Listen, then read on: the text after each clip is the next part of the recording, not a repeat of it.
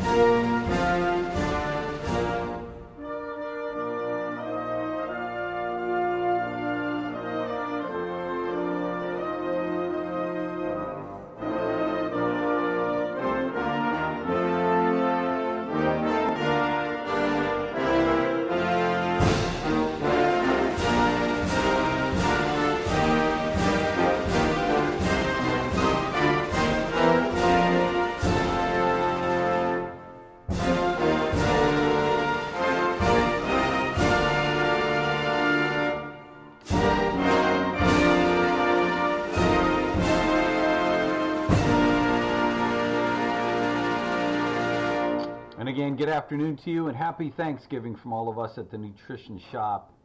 678-228-8900, the number to reach us in the office, 678-228-8900. Penn State University in Pennsylvania. What is a potential recipe for helping some patients with diabetes better manage their health? Start with a group of family medicine residents, throw in a dash of community health workers, fold in an abundance of vouchers for fresh fruit and vegetables, and mix in local produce stands in Reading, Pennsylvania. Well, the produce stands are already there. But how do we convince people to go buy fresh produce? Is it government handout again? That's what this program's saying. If we give you vouchers, you'll go buy it. If we don't, you'll end up buying junk food and your blood sugar will be out of control. So unless we give you something for free, dear diabetic, you're going to be struggling. I think that's a bunch of bull. This is called the Veggie RX program at Penn State Health St. Joseph downtown campus. It began in 2018 when the United Way of Berks County helped Lisa Weaver, Health Community Program Associate with Penn State Berks, and a team of clinicians from Penn State Health St. Joseph and students from the Penn State Berks launch a pilot program through which patients with chronic obesity and diabetes were offered vouchers as a way to improve their access to fresh fruits and vegetables. Did we get them an Uber ride to the produce stand? Did we work with their budget to say, you're getting X amount of dollars, you need to spend it judiciously? Community members who seek care at our downtown campus may not have easy access to produce for one reason or another, because they don't want to, usually. Our goal is to provide patients with resources, in other words, government handout, to find nutrition that might help them live a healthier life and ultimately improve health outcomes and decreased health care costs. Weaver and her colleagues teamed up with Susan Veld here and other researchers from Penn State College of Medicine to analyze the pilot program and figure out if the program was achieving its intended goals. Velda here, an associate professor of family and community medicine and public health sciences, is a registered dietitian with a passion for produce and research. She previously analyzed 27 different produce programs, similar to Veggie RX, from various healthcare organizations to see whether they're making an impact on the patient's diet and health. We learned that many of these programs weren't designed in ways that could effectively measure their success. Through the family and community medicine colleagues at Penn State Health St. Joseph, we were able to use vigorous research methods to help assess whether VeggieRx was helping to improve the health of the patients with diabetes. Please don't get me wrong. Yeah, we need produce. They need produce in their lives. They need vegetables and fruits in their lives. The access is there. They didn't add any more fruit stands. They didn't truck the produce down there. I'm sure they helped them get there.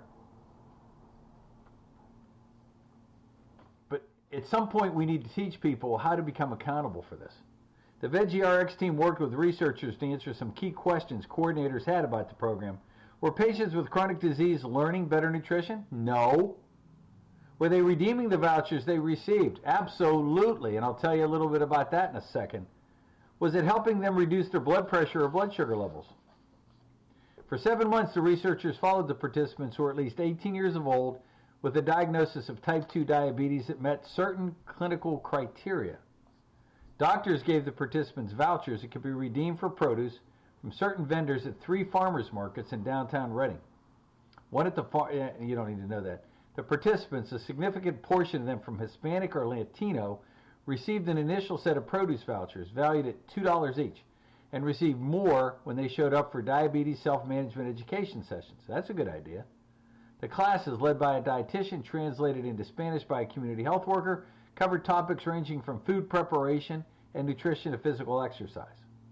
At the beginning and the end of the 7-month period, the researchers measured the patient's nutrition knowledge, body mass index, blood pressure, and hemoglobin A1C. The research team published the results of their study in the Journal of Nutrition, Education, and Behavior.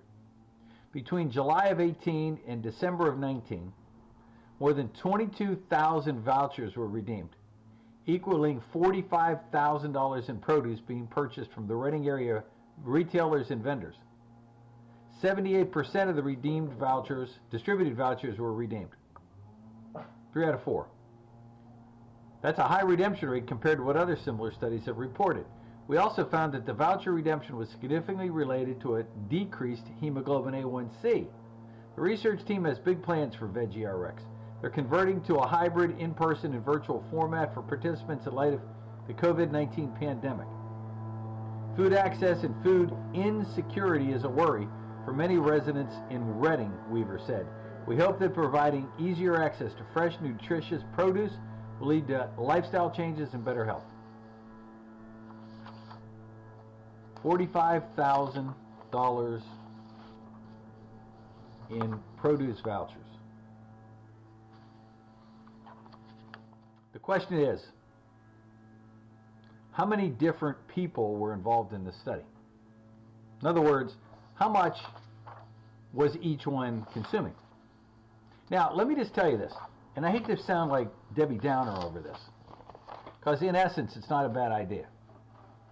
But I have a friend, a very dear friend, who owns a produce stand in the western part of the state and was participating in a redemption program like this. And according to him, and he welcomed the people, come on in. And what they would traditionally do is pick up a loaf of bread, some chocolate milk, some ice cream, and a tomato. One. An attempt to redeem their vouchers. But my friend Pete was astute enough to say, no. This isn't for ice cream. This isn't for bread. This is for produce. Well, and they would leave. And they would try it again at another produce market. Pete estimated only about 10% of those that came with vouchers actually legitimately used them. 10%. And he also said that some of the people that came to use them came in and got produce, went out in the car, and was seen exchanging them for cigarettes with other people. Exchanging and trading produce for something else. You know, it's going to be a matter of how do we teach people the value of this. And I do give them credit at Penn State that at least they were attempting to do some training. Attempting to do something to help. Goes a long way. What's the takeaway message here? Those who consume more produce, more vegetables, more fruit, have better diabetic control. So take that to a bank whether you are in need or not. I stopped at my local produce stand. Well, wait a minute, it's the end of November. What kind of produce are you going to get? Hey, they still had fresh cucumbers and peppers and corn on the cob still, and sweet potatoes and yams and potatoes and spinach. And I stocked up. But that's me. They also had pears and plums, which are still in season. It's a little pricey. They still had some blueberries, which is a spring fruit, but they still had some. So the stands are still open. The stands can still deliver. Now, if you're in a wintry mix, probably not. But then, again, go to your local grocery store. Sprouts, any one of these that offer more fresh organic produce, by all means. If you're diabetic and you need help, give us a call. Set up a time. And one of our dietitians can actually work with you to teach you the value of eating properly. Diabetes doesn't fall out of the sky. There is a genetic link somewhat, but it can be controlled very nicely. Here's a piece on a consult in case you don't know about those. Hi everybody, this is Dr. Len, and I want to talk to you today about a consultation, a nutritional consultation. What's that all about? It's what we do. It's a personal one-on-one time that we put aside, whether it be via social media or Zoom or in person, where we can have the ability to work closely to enhance your health. The aim is to enhance your bodily functions, alleviate symptoms of illness, improve your lifestyle through a nutritional intervention. Some people simply want to undergo a diet to ensure they're eating correctly and avoid illness. Other people have medical problems or are suffering from various symptoms that they believe can be alleviated by making nutritional changes to their diet. Other common reasons to undergo a consultation include a desire to lose weight, digestive issues, skin complaints, low energy, lethargy, stress, fertility issues, competitive sports, the list goes on. Before your consultation, we'll ask you to complete a comprehensive questionnaire. This questionnaire will focus on all aspects of your diet and lifestyle, medical history, medications you may be taking, current health concerns, and really importantly, your goals. We may also ask you to do a food and drink diary for those 3 days, maybe up to a week, so we can document everything you eat and drink during that time.